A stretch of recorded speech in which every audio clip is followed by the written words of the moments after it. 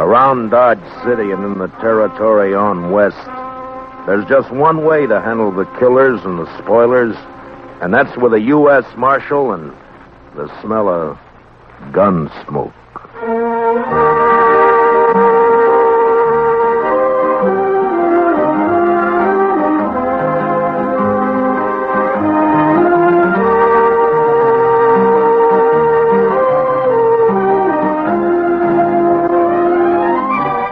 Gunsmoke, starring William Conrad. The story of violence that moved west with young America. The story of a man who moved with it. Matt Dillon, United States Marshal.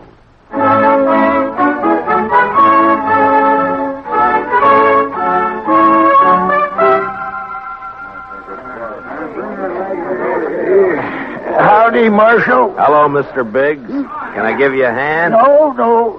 This is the last batch here.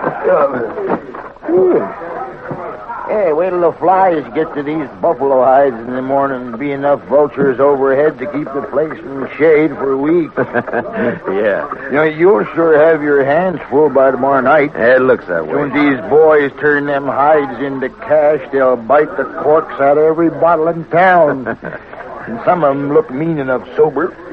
Yeah. Well, you better bed down and get some sleep, Mr. Biggs. Where are your boys? I don't know.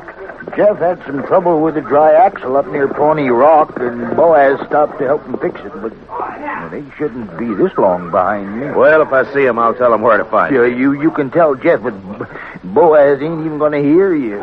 Why? What's the matter with him? Oh, he's riding higher than an eagle. You know that white buffalo you've been hearing about? The albino? Mm-hmm. Well, it's just Indian talk. Oh, you think so, huh? Well, if it is, Boaz sure shot himself a mighty scared buffalo. White as borax. That ought to fetch a price. Hey, anybody seen Marshal Dillon? Over here, Chester. You better saddle up, Mr. Dillon. What's the matter, Chester? Indian trouble. 2 men dead and a couple of wagons burned up out there. I found this. A war rattle made out of buffalo toes. Arapaho. Well, they haven't been making any trouble. Well, these did. I was topping a hill when I saw the wagons go up in fire. It was Indians, all right. I saw one ride off. That's funny. I never heard of Arapahoes attacking at night. How far out, Chester? 10 mile, maybe, toward Pawnee Rock. Pawnee Rock? Marshal, my sons is coming from there. Easy, Mr. Biggs. Lots of wagons in the church. Marshal, I didn't see another wagon between here and Pawnee except the ones we had, but the Indians killed my boys. There's only one way to make sure, Mr. Biggs. Saddle up and ride over to my office. I'll be with you as soon as I can get my horse.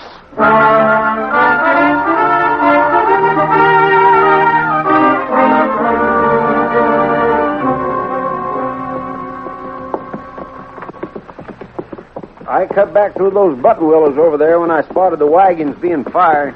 We must be close to it, then. Just over there. Right down yonder. See him? Yeah. I see him. We rode up and dismounted. The last glint of hope in Mr. Biggs' eyes died.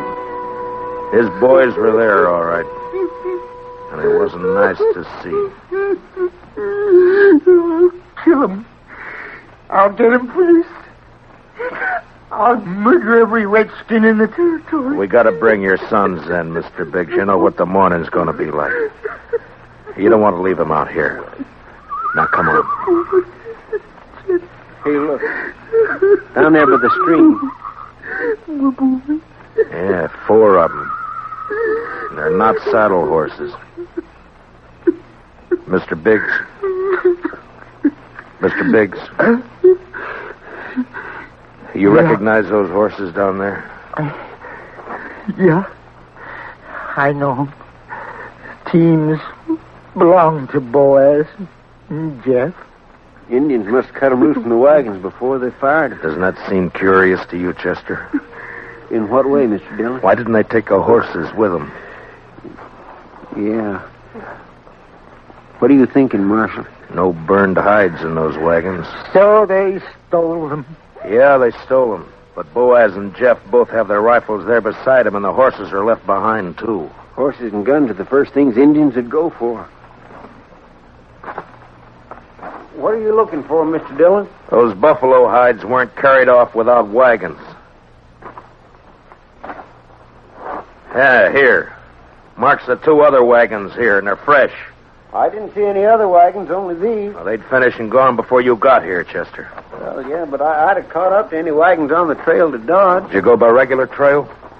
Well, no, I figured the Indian I saw wasn't alone. I didn't want to get bushwhacked further on. You didn't see any Indian, Chester. But, Mr. Dillon, just as plain No Indian would leave guns and horses.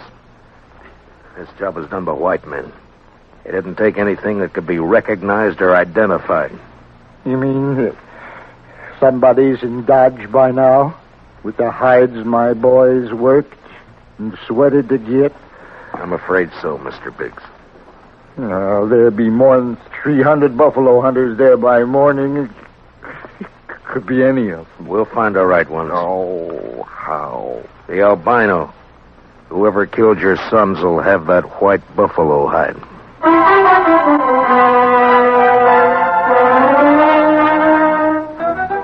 It was almost sunup when we got back to town, and more wagons had jammed the main street lining up for the unloading barns.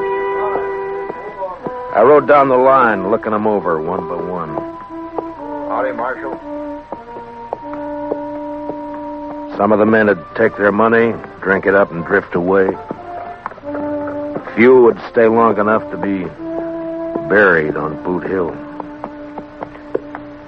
And then suddenly a wagon driver up ahead pulled out a line. Oh, hey, wait a minute, Jim. Oh, hold it there. Take your hands off that key. I'll take my hands off as soon as you get back to your place. All right. Tired of waiting. Now let go of that bit, mister. Don't do that, stranger. Get your hand away from that gun. Well, now. Knows any law around you. There is, so don't try making your own. You got no right grabbing my team. I got plenty right when he tries to horn in front of me, Marshal. That's a lie, Marshal. He cut Never his mind. blood. You both want to cool your heads out in jail?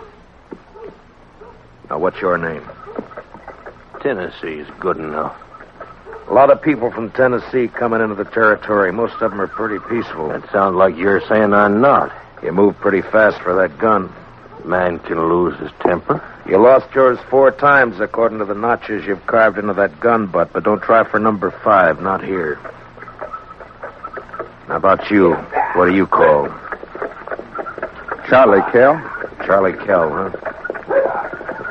They ever call you Chuck? No, Heard of a Chuck Kell a couple of years back, come from Kentucky. not me. Man I heard about was a gunfighter, so he never wore gloves. See, you don't either. It's pretty rough on the hands. Thanks, Marshal. I'll make sure to take better care of him. Yeah, do that. I'll be around a while, Marshal. Maybe we can have another talk. Anytime. They'd need watching.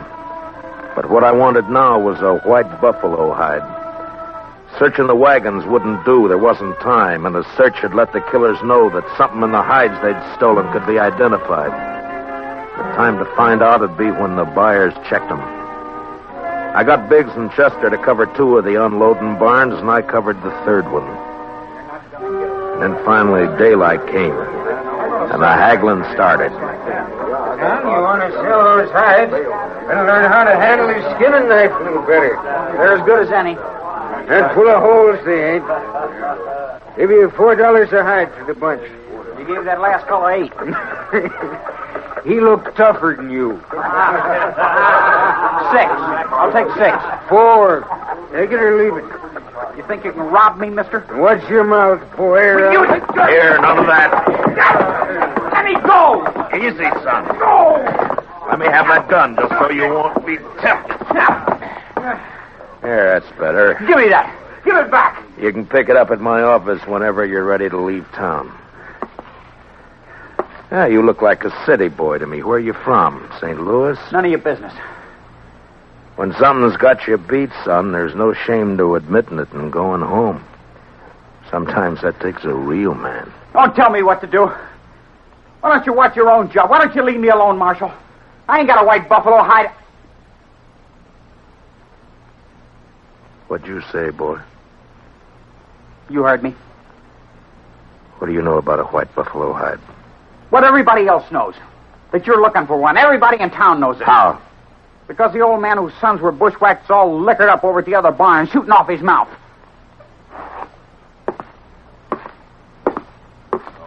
Don't go away mad, Marshal.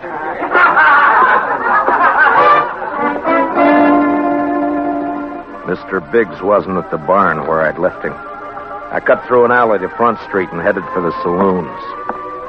I never got to him. Mr. Dillon? Mr. Dillon? What's the matter, Chester? Old man Biggs. Where is he? I'm looking for him. Well, he was over by the barn I was watching, drunk, going through the wagon. Yeah, I know about that. I was trying to get him to go back to his own barn, but all of a sudden, he took off. For where? I don't know, but there was one wagon he was watching in particular.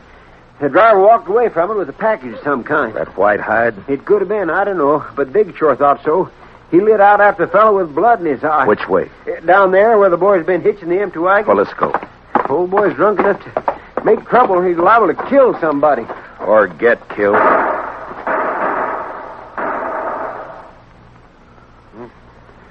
Too late, Mr. Dillon. Yeah. It came from there behind that row of wagons. You stay here, Chester. Be careful, Mr. Dillon. When I rounded the corner wagon, Mr. Biggs was sprawled across a wagon tongue, his eyes dead and open, staring at the ground.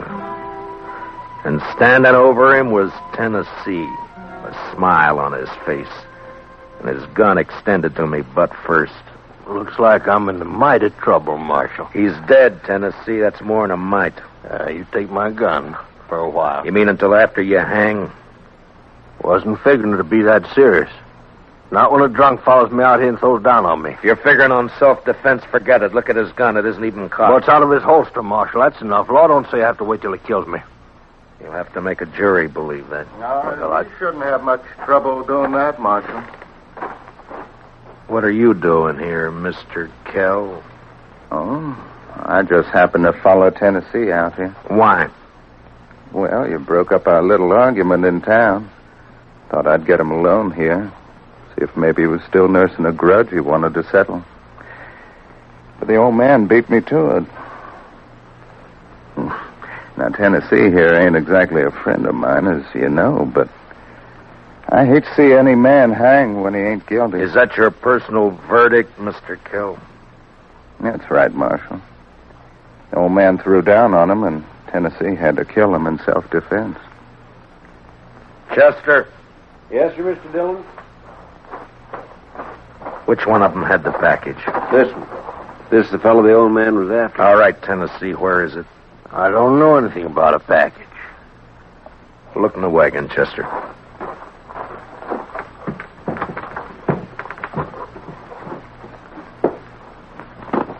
See anything? Nothing here. I reckon you can give my gun back to me now. All right, Tennessee. Here. Thanks. But if you decide to use it again while you're in Dodge or any place else in Kansas, I hope I'm there when you do. Well, now, don't you fret, Marshal. I'm sure you will be.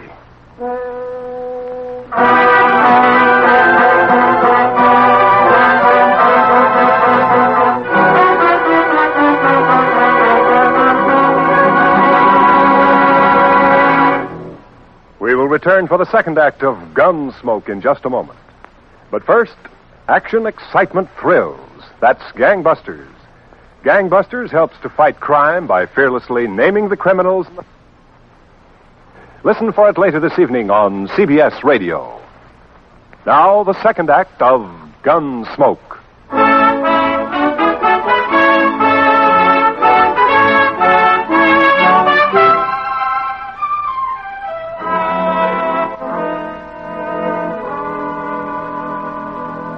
Just before sundown, we buried old man Biggs and his two sons up on Boot Hill.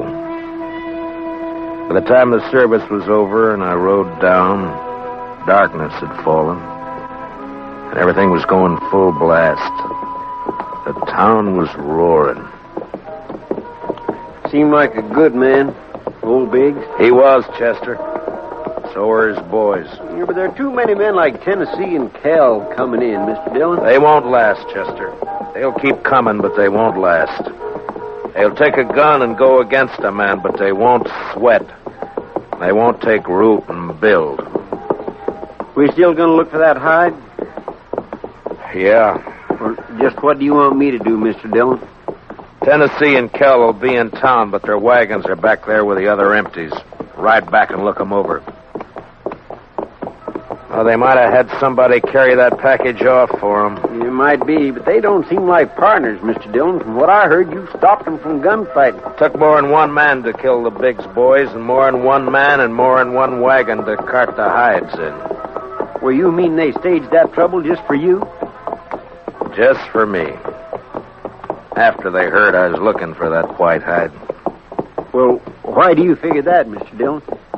When gunfighters start for their guns, nothing stops them, Chester. They both started, but they both stopped.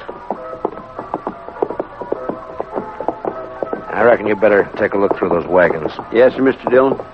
Where'll I meet you? I'll be checking the saloons.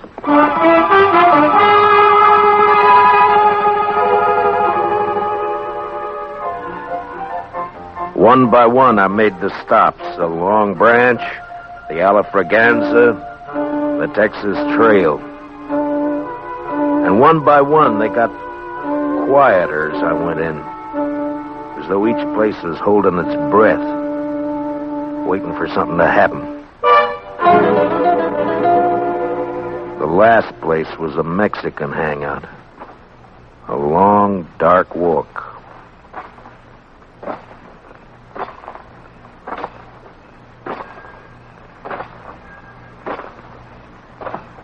Hello, Marshal. Can't see me, can you, Marshal? No.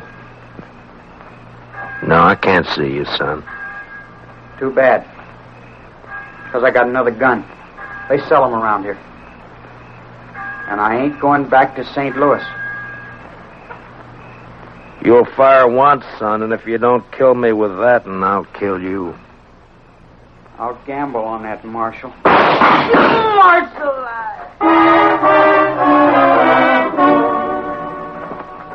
He lurched from the shadows into the street, staggered, and fell. And then he rolled over on his back, and his eyes struggled for a minute like they were trying to remember something. And then he went blank. Well, he is right about one thing. He wasn't going back to St. Louis.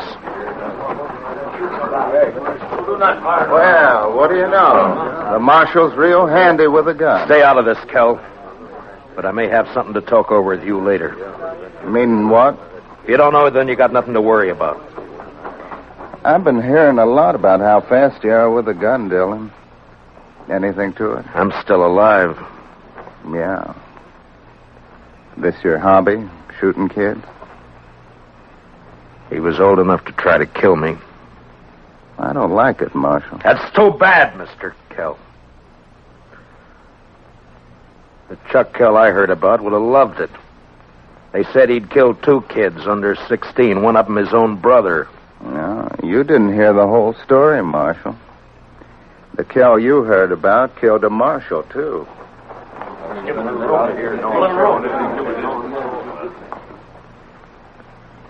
You made the bid, Mr. Kell.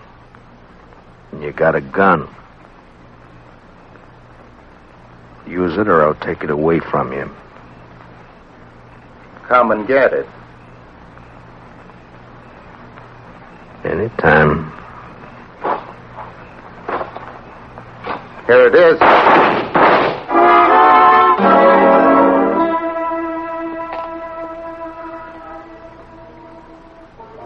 How you feeling, Mr. Dillon? I'm all right, Chester. Doc fixed your head. Wasn't much he could do for Kell, though. I hit him. If you didn't, he sure died for nothing. He was fast, all right. Boys say you made him look like a sleepy burro. Never even cleared his holster. And my head says different. You didn't get that from Cal. What do you mean? Tennessee was up the street with a rifle. He creased you. Huh? Where is he now? I don't know, Mr. Dillon. He rode out of town before I could stop him. I was the only one who saw him. I was coming up street to find you. All right. Let's get out of here. Did you find anything in the wagons? No, sir. But I found Tennessee's wife. Wife? That's right, Mr. Dillon. In a small wagon next to his. He's a squaw man. His wife's an Indian girl. Well, let's find her.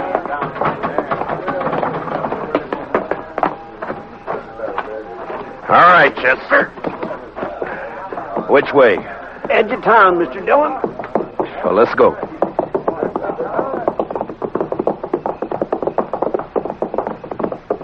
You talked to the wife? Yes, sir. Found out Tennessee and Kel were friends, all right. They left her here night before last and arranged to meet her here today.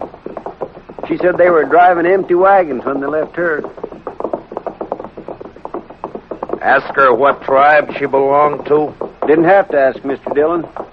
I could tell by her beads. She's an Arapaho.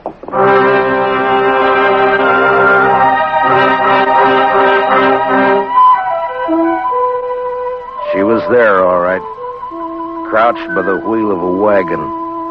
Her face was bloody, and she stared into a small campfire, rocking back and forth without a sound.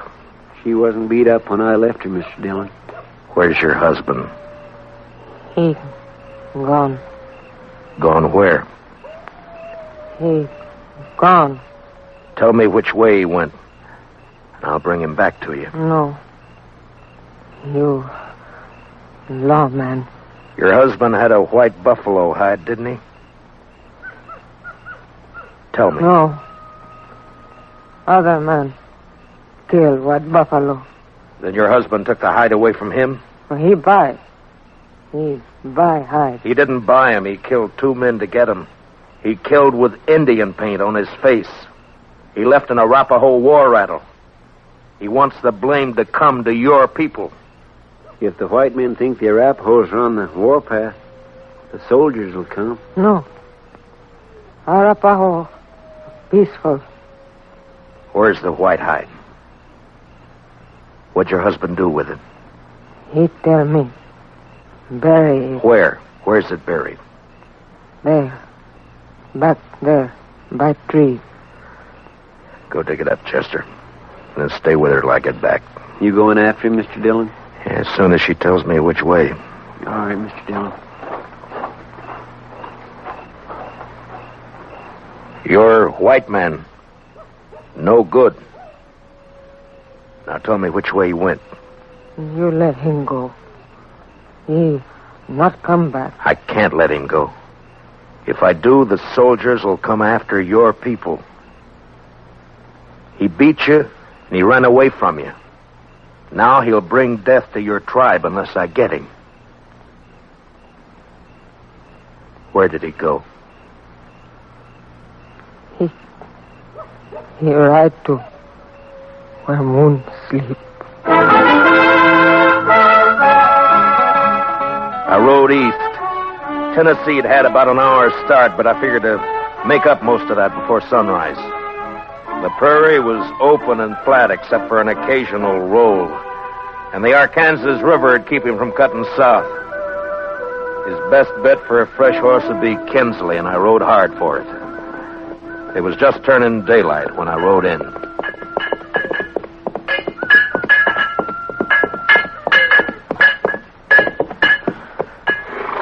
Well, howdy, Marshal. Morning. Good morning. Got a place I can water my horse? Trough right there. Just let him loose. He'll find it. Thank you. Looks like you come a long way. Dodge. Another fella here just a few minutes ago been riding hard, too. He come from up Pawnee way, though. Tall, dark, riding a vinegar roan? Yeah, that's right. You get a fresh horse here? Had to send my boy out the corral to get one for him. He'll be back soon. You mean he's still here in town? Yeah. Asked about breakfast, so I sent him over to the Widow Hilliard's place. Right over there, across the road. Thank you. I'll be back. Say, you after that fella, Marshal?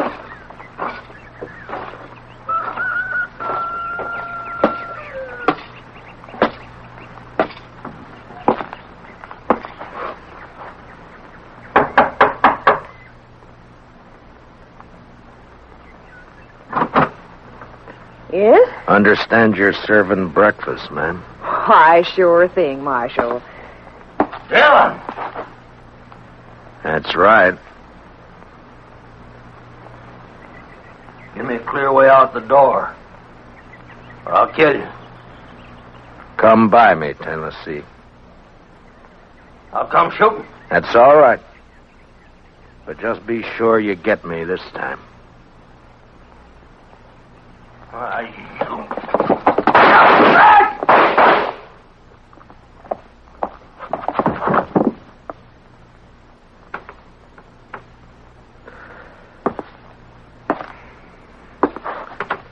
You hurt, ma'am? No, I'm all right, Marshal.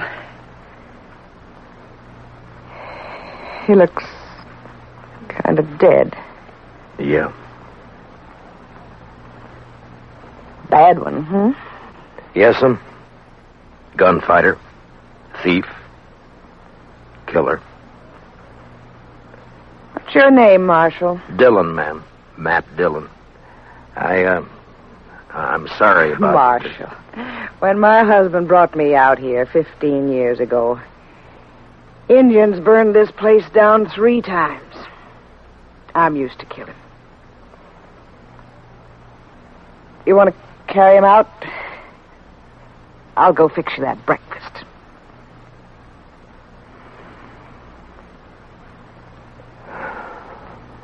Thank you, ma'am. It's a long ride back to Dodge.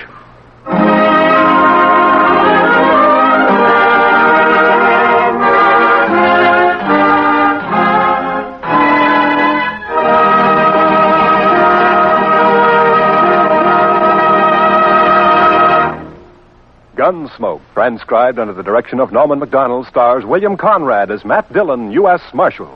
Tonight's story was specially written for Gunsmoke by Joel Murcott, with music composed and conducted by Rex Corey. Featured in tonight's cast were Stan Waxman, John Daner, and Larry Dobkin, with Sam Edwards, Lillian Baeff, Tom Holland, and Mary Lansing. Parley Baer is Chester. Join us again next week as Matt Dillon, U.S. Marshal, fights to bring law and order out of the wild violence of the West in Gunsmoke.